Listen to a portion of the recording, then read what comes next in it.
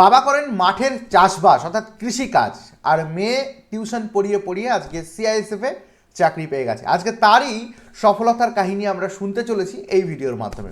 তো দেরি না করে সরাসরি আমরা তার সাথেই কথা বলে নেব। তো ফাইনালি তুমি কিসে সিলেক্ট হয়েছো একটুখানি বলো। সিআইএসএফ। সিআইএসএফ খুব ভালো, মানে সিআইএসএফ তো অনেকেরই স্বপ্ন। আজকে তোমাদেরই একজন বন্ধু এসেছিল আমাদের স্টুডিওতে, মিষ্টি খাইয়ে গেছে। তো ও বিএসএফ এ পেয়েছে, ওর একটুর জন্য সিআইএসএফটা হয়নি, যদিও ওর আসাম রাইফেলটা ইচ্ছে ছিল। হ্যাঁ, তুমি কোথা থেকে বলছো?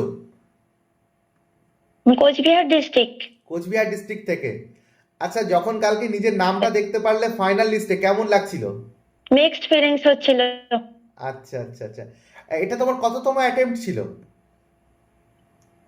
এটা আমার সেকেন্ড অ্যাটেম্প্ট ছিল, ফার্স্ট টাইম নিয়ে প্রিপারেশন ছিল না, নরমালি গিয়েছিলাম আচ্ছা দেখতে। দেখতে গেছিলে প্রথমটা যে কেমন কি হয়, পরীক্ষা কেমন কি। তোমার এজ কত এজে তুমি চাকরিটা পেলে? 25 প্লাস। 25 প্লাস। আচ্ছা আচ্ছা আচ্ছা আচ্ছা, কোন ক্যাটাগরি থেকে বিলং করছো তুমি? SC border district. SC border district. আচ্ছা আচ্ছা আচ্ছা, তোমার বাড়িতে কে কে আছে? বাবা, মা, ভাই আর আমি। আচ্ছা আচ্ছা আচ্ছা, তো সেক্ষেত্রে মানে বাবা কি করেন আর কি, যদি জানাতে একটু। এমনি নর্মাল কৃষিকাজই করেন।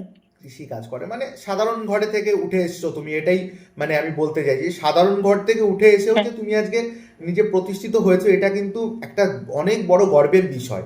তো তুমি বিশেষত মানে আমাদের কোন ব্যাচের স্টুডেন্ট ছিলে? স্যার শিওর ব্যাচের স্টুডেন্ট ছিলাম। এসএসসি লাস্ট এক মাসের জন্য যে ব্যাচটা হয়েছিল। হ্যাঁ, পরীক্ষার আগে একটা শিওর ব্যাচ। এবছরও সেরকম একটা ব্যাচ কিন্তু লঞ্চ করেছি।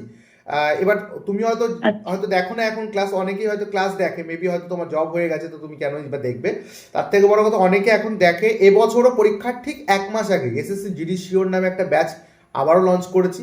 এবং এই যে জিডি শিওর যে ব্যাচগুলো হয় অ্যাকচুয়ালি, যেখানে আমরা পুরো চ্যাপ্টারের রিভিশন করার জন্য রেকর্ডেড ভিডিও দিয়ে দিই, আর যে লাস্ট ইয়ারে যে প্রশ্নপত্র যেগুলো আমরা ডিসকাস করি, তো অ্যাকচুয়াল পরীক্ষার হলে কি মানে সেই যেগুলো আমরা প্র্যাকটিস করেছিলাম সেগুলো কি অ্যাকচুয়াল কমন পেয়েছিলে তুমি? পেয়েছি। না মানে হুবহু তো হয় না, টাইপগুলো এসেছিল। হ্যাঁ এসেছিল। মানে লাস্ট সময় যে পুরো একটা বছরের প্রশ্নপত্র যেটা প্র্যাকটিস করা, যেটা পরীক্ষার হলে তো গিয়ে উপকারে লাগে, তাই না? আমি সেটাই বলতে চেয়েছি যে এখন অনেকে এবছর যারা পরীক্ষা দেবে, অনেকে ভয় পাচ্ছে যে এডুকুইটি কোয়েশ্চেন করবে নাকি, টিসিএস তো করছে না, এবার কোয়েশ্চেন চেঞ্জ হয়ে যেতে পারে। তো তোমার কি মনে হচ্ছে যে এবছর স্টুডেন্টদেরকে তুমি কি বলবে তাদের উদ্দেশ্যে, বন্ধু বান্ধবদের উদ্দেশ্যে? নিজের বেস্টটা দেখ, না আশা করি ফল পাবে। ওরা বলতে হ্যাঁ সেটা তো বেস্ট দেবে, কিন্তু ওরা ভয় পাচ্ছে, বলছে কি আদৌ কি প্রিভিয়াস ইয়ারে কোয়েশ্চেন পড়লে আসবে কি আসবে না, এটা নিয়ে একটুখানি দ্বন্দ্বের মধ্যে রয়েছে। তোমার কি মনে হয় যে? না সে তো ঘুরিয়ে ফিরিয়ে তো একই, মানে টাইপ তো সেই একই আসবে না। ঘুরিয়ে ফিরিয়ে হয়তো একটু চেঞ্জ করবে, টাইপ তো আর চেঞ্জ করতে পারবে না। কোশ্চেন মনে হচ্ছে সেম না হোক, কিন্তু একটু উল্টো পাল্টা হয়ে যাবে, সেমই হবে ঘুরে ফিরে। একদম মানে চ্যাপ্টারগুলো সেমই থাকবে, হয়তো একটু সেমই থাকবে, ভাষাটা একটু আলাদা হবে। হ্যাঁ একদম ঠিক। সেটাই আমি সবাইকে সেটা বলেছি। আর তোমার কি মনে আছে তুমি মাঠটা কত মিনিটে কমপ্লিট করেছিলে? মনে আছে সেটা? হ্যাঁ আচ্ছা, কত? হ্যাঁ 8 মিনিট 12 সেকেন্ড 68 মিলি সেকেন্ড। বাহ বাহ বাহ, খুব ভালো। আর তুমি কি শুধু জিডি পরীক্ষা দাও নাকি তোমার ডাব্লিউপি কেপি বা অন্য কোনো লাইনে তুমি পরীক্ষা দিয়েছো? আমি তো জিডি লাইনে ছিলামই না, নরমালি আমি মাস্টার্স করেছি, বিএড করেছি। তারপর যখন দেখছি যে কিছুই হচ্ছে না, তখন মনে হলো, আর ডাব্লিউপি আমি দিয়েছিলাম 2021-এ, আমি হাইটে আউট হয়ে যাই, তারপর আমি ডাব্লিউপি দেওয়া বাদ দিয়েছি। এবছরও কিন্তু সেন্ট্রালের পরীক্ষা অনুযায়ী 157, তোমাদের ডাব্লিউপি তে 157, তাই না মেয়েদের? ডাব্লিউপি 157, না না না, এসএসসি জিডি 157, হ্যাঁ ডাব্লিউপি 160।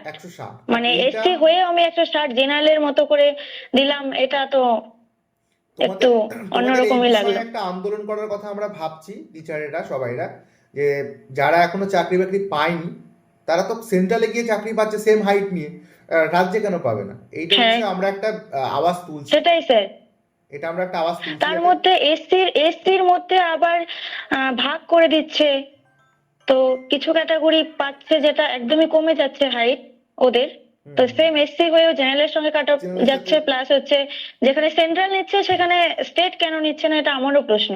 হ্যাঁ, সেই বিষয়ে আমরাও প্রশ্ন তুলছি এবং আমরাও একটা বড় আন্দোলনের দিকে যেতে চলেছি। কদিন পরে দেখতে পারবে যখন আন্দোলনটা আমরা করব, কলকাতায় গিয়ে আন্দোলন হবে, যেটা আগে পরে হয়েছে। তোমাদের যখনই কোনো প্রবলেম হয়েছে রাজ্য সরকারের বিশেষত, আমরা কেন্দ্র সরকারের সাথে তো এতটা, মানে কেন্দ্র সরকারের চাকরিগুলোর জন্য হিন্দিতে যারা পড়ান ওনারা বিশেষভাবে অ্যাক্টিভ। আর তোমরা জানো যে বাংলাতে খুব বেশি একজনা মানে এই এসএসসি জিডিতে পড়ায় না অ্যাকচুয়ালি, আর আমরা আমরা যাইও না ওই দিকটাতে অত বেশি। ও, আর একটা তো গুরুত্বপূর্ণ সেই প্রশ্ন। জন্যই আমাদের বাংলার যারা স্টুডেন্ট তাদের খুব প্রবলেম হয়ে যায়। এটা অবশ্যই অনেক আছে ইউটিউবে, কিন্তু আমাদের বাংলা মিডিয়াম জন্য আমাদের প্রবলেম হচ্ছে যে আমরা বুঝতে পারছি না। আচ্ছা, আর একটা হিন্দি তো গুরুত্বপূর্ণ বুঝতে পারি, বিষয়। কিন্তু আমরা যেহেতু মিডিয়াম নেই। একটা হ্যাঁ স্যার বলুন। গুরুত্বপূর্ণ বিষয় আমি তোমার কাছে প্রশ্ন করব, সেটা হচ্ছে যে যে গ্রামাটিক্যাল পার্ট হিসেবে তুমি কোনটা বেছে নিয়েছিলে, হিন্দি গ্রামার না ইংলিশ গ্রামার? হিন্দি। হিন্দি। এটাই আমি জানতে চাইছিলাম। দেখো, আজ পর্যন্ত এই বছরে যতগুলো স্টুডেন্টের সাথে আমি কমিউনিকেট করেছি এবং যারা আমাকে জানিয়েছে সবাই কিন্তু হিন্দি গ্রামার নিয়ে পাস করেছে। এটা একটা সার্ভে বলতে পারো, আমি সবার কাছেই জিজ্ঞেস করছি। হ্যাঁ। আর যারা ইংরেজি গ্রামার নিয়ে হয়তো অল্প টাইমের মধ্যে কমপ্লিট করতে পারবে না, আমি প্রত্যেককে রেকমেন্ড করবো তোমরা চাইলে সে যেখান থেকেই পড়ো হিন্দি গ্রামার নিয়ে পড়ো। অল্প পড়াশুনোতে মোটামুটি 2-3 মাসের প্রিপারেশনও চাকরি পাওয়া সম্ভব। তোমার কি মনে হয় 2-3 মাসে যারা নতুন রয়েছে, নতুন না মানে একটু আধটু জানে, আর 2-3 মাসের মধ্যে একটা পরীক্ষা রয়েছে, তো এই 2-3 মাসে কি ইংরেজি থেকে একটু হলেও বেশি নাম্বার তোলা তো সম্ভব, তাই না হিন্দিতে? হ্যাঁ, হিন্দি সম্ভব। হিন্দি পড়তে পারলেই অনেকটা করা যায়, রিডিং পড়তে পারলে। হ্যাঁ। তো কদিন পরেই তোমাদের জয়েনিং হবে। যখন জয়েনিং করবে অবশ্যই ইউনিফর্ম পরে কিন্তু ছবি আমাদেরকে দেওয়া চাই, মনে থাকে যেন বিষয়টা। হ্যাঁ, কারণ আমরা ওই দিনটা দেখবো বলে বিশেষত আরো মানে বেশি আগ্রহে রয়েছে যে তোমাদেরকে কবে ওই ইউনিফর্মে দেখবো, কারণ ওই ইউনিফর্মটা সবার ভাগ্যে জোটে না। প্রথমত অনেক স্টুডেন্ট আছে হাইটে বাদ যায়, তাই না? তোমরা সিলেক্ট হয়েছো, এটা অনেক একটা বড় ব্যাপার। সব থেকে বড় ব্যাপার যে তুমি তুমি তোমার ড্রিম ড্রিম পোস্টটা কি পেয়েছো? সিআইএসএফ কি তোমার ড্রিম পোস্ট নাকি অন্য কিছু? হ্যাঁ স্যার। হ্যাঁ স্যার। তো এই সিআইএসএফ ড্রিম পোস্ট তুমি যখন পেয়েছো অনেক হ্যাপি থাকো, খুশি থাকো এবং এগিয়ে যাও। যদি তোমার ইন ফিউচার যদি অন্য আরও কোনো পোস্টে যাওয়ার ইচ্ছা হয়, তুমি তো নিজে চাকরি পেয়েছো, যোগ্যতা যখন একবার হয়েছে, তুমি তোমার স্বপ্নকে লক্ষ্য করে এগোতে থাকো। আর বাবা মাকে অবশ্যই সম্মান করো এবং খেয়াল রেখো বাবা মার প্রতি, ওনারা অনেক কষ্ট করেছেন। তুমি তো সেটা নিজে আরও ভালো করে বুঝবে। আর কষ্টের দিন অনেকটা শেষ হয়ে এসেছে যেহেতু তুমি জয়েনিং করছো। আর পড়াশোনার পাশাপাশি কিছু করা হতো তোমার? এমনি হোম টিউশন করাতাম, লাস্ট করেছি, কিন্তু 24 পর্যন্ত বাবা মাই করেছে, তারপরে 1 বছর আমি পড়ালাম।